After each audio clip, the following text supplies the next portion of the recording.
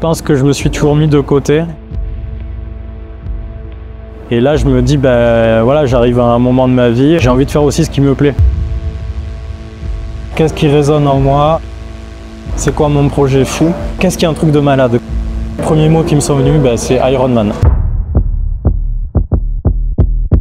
Ouais, Ironman, c'est chaud quand même. On est sur un projet d'une vingtaine de mois. Vraiment, je me vois sur ce tapis rouge mythique à la fin. C'est pas une option d'arrêter, d'abandonner, même si c'est dur.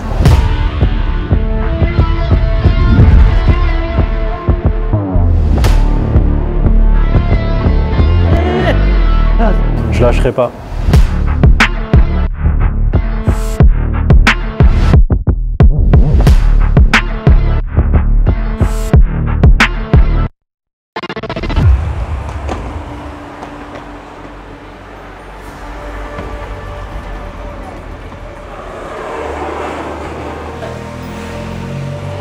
Ça va? Très bien, et vous? Bienvenue. Vous avez une réservation? Oui, tout à fait. Voilà. Je viens d'arriver, il est 20 h, nous sommes en plein centre d'Andorre.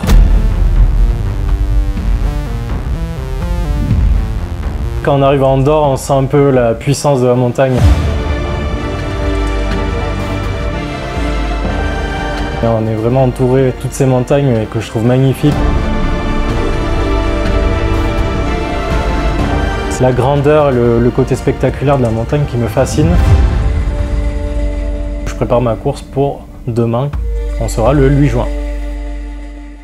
Je prends le départ de la vague de 10h15. Je me suis réveillé à 4 h du matin. Au lieu de faire Toulouse-Andorre directement, on a fait un détour par le Cantal. Un très bon ami qui se mariait. On lâche pas les amis, c'est important. Et du coup, ouais, je vais pas tarder à aller me coucher, je pense. On me retrouve, j'espère, demain matin en forme pour cette deuxième étape sur cette course en format super 10 km.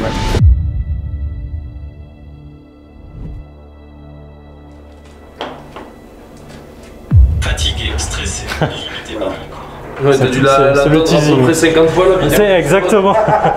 J'ai des projets de course aussi à mon groupe, mais 1000 miles de tout terrain. Ok, en top. Moto, entre 30 et 50 heures de course à peu près. Top. Notre challenge, une autre forme de gros sportivité challenge, ouais. Et balèze aussi. Écoute, je vais te suivre dans les aventures. Bon courage à toi. Merci, de même. No suelten las manos. Buenos días. Et bien c'est parti, là on est à la Spartan Race d'Andorre. Mais là je me suis dit non, pour Andorre il faudrait que je perde 4 kilos. Je suis trop lourd, je peux plus être aussi lourd. Et donc là ce que je fais c'est que je commence à traquer mes calories. Je pèse, je compte tout. Du coup ça a été payant. Il me semble que je suis à 107 kilos sur la course de Carcassonne. Et là je vais prendre le départ à Andorre à 103 kilos. Donc je pense que clairement au niveau des genoux, des articulations et du coup de mes fameux mollets, je devrais peut-être le ressentir de façon plus légère. J'ai prévu un gilet d'hydratation pour la course. Et en fait là je vais courir avec de l'eau, donc j'ai retenu les leçons. Et en plus je remplirai mes gourdes avec des électrolytes qui permettent de garder plus d'eau qui s'évapore avec la transpiration. Donc j'y vais plus équipé. Donc on mise tout sur l'hydratation et la nutrition. Je fais que boire depuis plusieurs jours déjà, ça c'est important. Et là du coup je vais partir à un échauffement plus consistant que la dernière fois. J'appréhende, ouais. La crampe me fait pas peur, mais la contracture et la déchirure me font très peur. Ouais, grossièrement j'ai eu 10-15 jours de préparation en fait. Je sais pas si je suis prêt, je suis prêt mentalement. Je reste dans mon optique de finir. 9h56, j'ai un départ à 10h15 de prévu, donc c'est imminent. Donc on y est.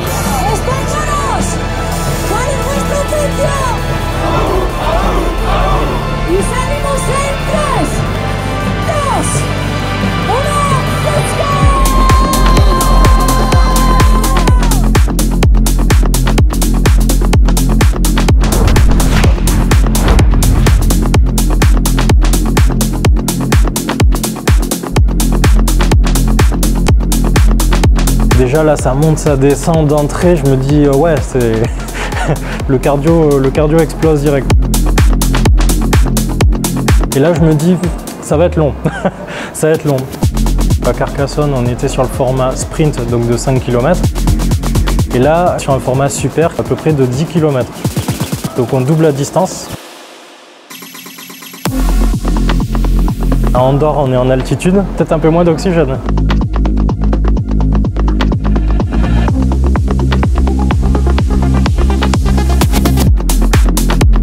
Marcher, c'est pas tricher comme on dit. Donc peut-être l'appréhender de façon plus calme, partir plus doucement, plus écouter mon corps ce coup-ci.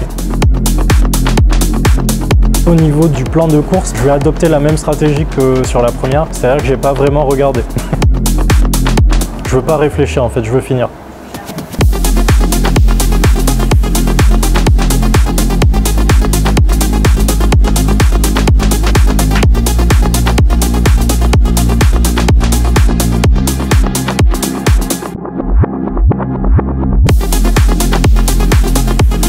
Je me suis dit que ça allait être dur, que ça allait être long, que je manquais d'entraînement. Mais à aucun moment j'ai pensé à l'abandon. L'abandon n'est pas une option, je lâcherai pas. Il faut savoir qu'au niveau entraînement, donc je fais beaucoup de running, mais à plat et sur route. Donc le trail, j'ai couru sur des touffes d'herbe, j'ai jamais fait de dénivelé, rien de tout ça.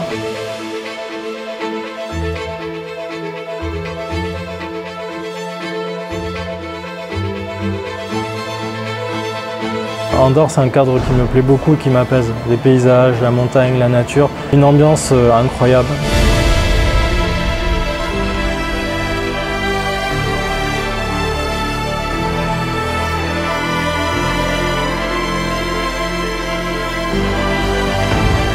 Je suis très content d'y aller malgré la difficulté.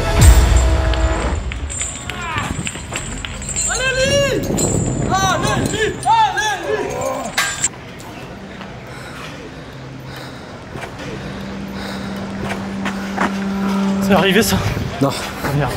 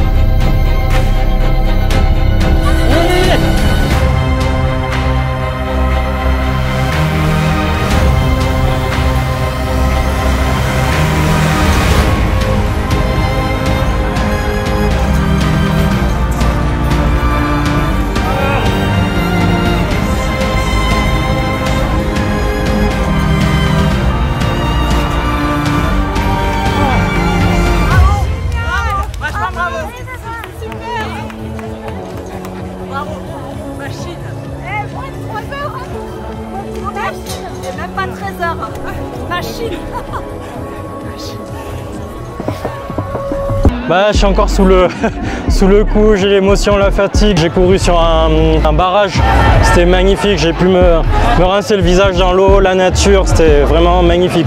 Par contre, la montée, mais vraiment, c'était la montée de l'infini, quoi. Une énorme côte, vraiment la plus grosse côte de toute ma vie. J'ai jamais vu ça. J'ai vu des gens s'arrêter, vomir, enfin, c'était un truc de fou. À chaque fois, je m'arrêtais à un arbre et je me disais, c'est la fin, ça continuait. J'ai jamais monté une côte comme ça de ma vie, c'était atroce, atroce. Je peux pas m'arrêter en plein milieu, c'est pas dans mon tempérament. Et je suis là pour aller au bout, donc tant pis. Je me suis dit, même si je mets 6 heures, je finirai. Bien joué, mec. Moins de 2 heures. Putain, bravo, c'est ouf. C'est un truc de ouf. Oui, Bien joué. mon pote. Quand tu as monté ce code qui est interminable, après tu as les obstacles les plus lourds en fait. Tu sens tes jambes qui tirent, physiquement, j'avais peur de la déchirure. Sur la ligne de départ, on fait des connaissances, des rencontres. Ouais. J'ai vu quelqu'un avec qui on avait parlé 5 minutes avant qui était, je pensais en hypo, donc j'avais une barre en fait de glucides, je lui ai donné en fait ma barre. Pas de blessure. Par contre, à l'arrivée, je vois un espèce de gros boudin, je me dis que c'est la finish line. Pas du tout. Il restait 4 obstacles. Rampe ici, ici, ça tire de partout. Je vois ces obstacles-là, le grand A, la corde. Il y a l'arrivée. Mais d'un côté, je peux me péter maintenant. Mais comme la dernière fois en fait. Pas prépa, j'y vais doucement et mon but c'est de sauter ce fichu feu. Je voulais sauter ces flammes. C'est ma deuxième Spartan, même si elle était 2 fois plus longue, 2 fois plus dure. L'eau, l'hydratation, ça j'ai bien entendu les conseils du docteur de David Dulis. J'ai bu, voilà, je me suis équipé ce coup-ci. Le petit déjeuner plutôt bien. Je pense que je me suis beaucoup mieux préparé. La famille qui m'encourage, donc il y a l'émotion qui monte vite. Mais je me sens mieux, ouais. Je me sens mieux que la dernière fois et pourtant c'était 2 à 3 fois plus dur. Et la suite, je suis déjà inscrit tout simplement, Spartan STRL, Saint-Raphaël, le 4 octobre, c'est le format Beast, 21 km, 30 obstacles, donc ça va être sale. Là il y a une plus grosse préparation, 4 mois pour tout donner, je vais faire un peu de vélo aussi à côté, un peu de natation, un peu de tout. Là je vais pouvoir bien perdre du poids pour la prochaine. De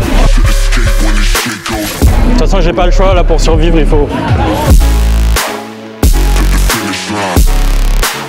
Ça y est, la deuxième, et surtout le deuxième fragment de la trifecta, donc il m'en manque qu'une, il m'en manque plus qu'une, on va aller la chercher.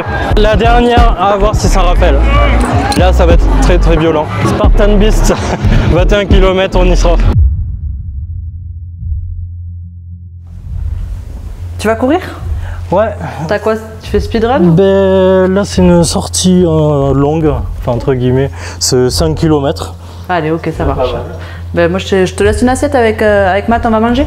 Parfait, ouais, merci beaucoup. Allez, parfait. À toutes. À tout à l'heure. Aujourd'hui je suis sur la sortie longue, donc là c'est 5 km, parce que je suis sur le début d'un programme semi-marathon et puis ça va monter progressivement. Et c'est parti, je vous emmène dans mon run. Je déteste courir, ça m'a pris vraiment il n'y a pas longtemps. Et en fait j'ai appris à courir à mon rythme et à y prendre goût. Il y a un côté où je suis dans ma bulle, je suis tout seul, c'est un peu méditatif. Je pense qu'au fond de moi j'ai toujours voulu avoir une carrière de sportif professionnel, ça a toujours été un rêve un peu enfoui. Et la vie fait que voilà, c'est compliqué, il faut faire des études, la vie professionnelle prend le dessus, la vie familiale. Et je pense que je me suis toujours mis de côté. Et là je me dis, voilà, j'arrive à un moment de ma vie, j'ai envie de faire aussi ce qui me plaît. Ouais, Ironman c'est chaud quand même. Il faut savoir que c'est 0,01% de la population qui finit un Ironman. Pourquoi pas? Pourquoi pas quand même? C'est important de faire ce qui nous plaît. Les autres peuvent pas le faire à notre place en fait. Au pire, je peux me tromper, je peux avoir des échecs, mais j'en tirerai des leçons et j'arriverai progressivement à mon but. Quand je regardais des vidéos d'Ironman au début, j'avais les larmes aux yeux en fait. Et là je pense que j'ai bien choisi mon projet.